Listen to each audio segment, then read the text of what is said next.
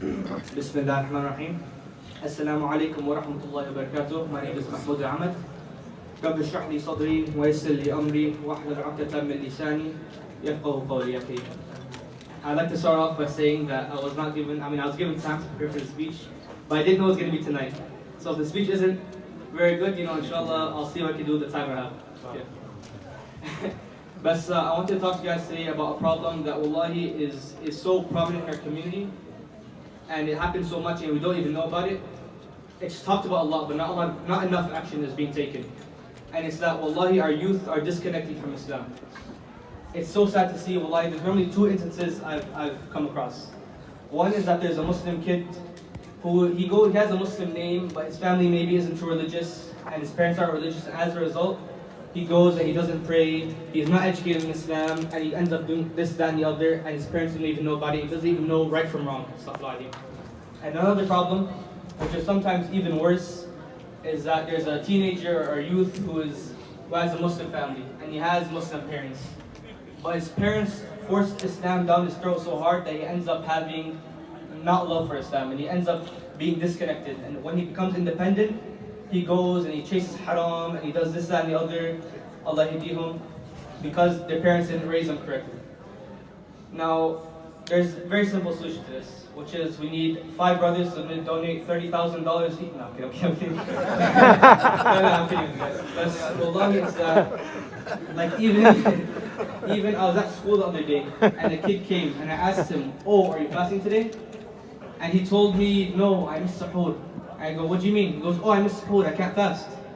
I go, "What do you mean?" He goes, "Yeah, I know, once I miss suhoor, I just get hungry." And I was thinking, how uninvolved his parents are in the Islamic life, how he's been telling me, I'll just skip Ramadan. And I'm thinking to myself, Ya Allah, his parents are not involved. We need, Allah, the parents just need to stay involved in their kids' life. Because if you're not involved with your kids' life, you can't expect your son or daughter to grow up on the deen. You can't expect them to be, oh, inshallah, he'll just be religious when he's older. It can't be like that, because you're going to be asked about this on a day of judgment. If your kids are just going to go and you're going to be, tawakkal ala Allah, and not raise them correctly, then you cannot blame them for not praying, for chasing haram, because they don't know any better, because you aren't educating them. So you need to stay involved in your kids' lives, because it's just so sad to see, and it's so much more than you think. It's so common in our youth to do so much haram, and wallahi, most of you guys don't even know about it. And just because we're not being involved enough, we need to at least invite our kid to the masjid. Maybe educate on Islam a little bit. At least be with him, because what is it? You go, you work, you come back home, you watch TV, you sleep, repeat. You don't leave space to be involved in your kid's life. You don't leave space to teach them about Islam. And it's very terrible, because you see it, because the youth are the future. We've been told this a million times. The youth are the future, and if you leave your kid uneducated about Islam, he's going to grow up not knowing what Islam means. He's going to grow up being away from the deen, and it's damaging for the community. Because it even says, where Prophet Muhammad ﷺ says that the ummah is like a human body. If one part hurts, the whole body hurts. So if you're leaving all these teenagers who are part of the ummah hurting and crying, asking for Islam, and you're not giving to them, it damages the entire community. It doesn't just damage your children. And even for people, if you're going to teach your kid Islam, do not be forceful. Do not force your kid. Don't raise your kid in an environment that makes him hate Islam. But Islam, don't just Islam. Be involved with your kid's personal life, be involved with your kid's life, and don't just talk to them about Islam. Talk to them about other things too, and incorporate Islam with it. Maybe take him fishing or something, and he goes, oh, you see all the worms, subhanAllah, Allah's miracle, things like this. Don't just Islam. You have to have a balance between your child's life and your child's life religiously. So I just wanted to remind you guys, it's a big problem in our community. And wallahi, it needs to be taken action. We need to take more action, because it's talked about all the time, the youth. But we're not taking it. Maybe it's okay, alhamdulillah, to donate, it's very good.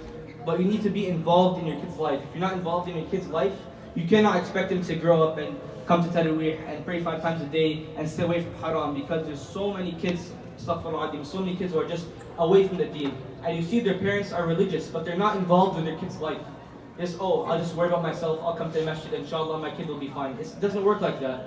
You can't just come to the masjid, expect your kid to be fine. You're going to be asked about your kid, you're going to be asked about your responsibilities. You know, you have to say, what is it? I think there's a ayah in the Quran. I wasn't very prepared for this. I'll say it again. Oh. يا أيها الذين آمنوا قوا أنفسكم وأهليكم نارا وقودها الناس والحجارة.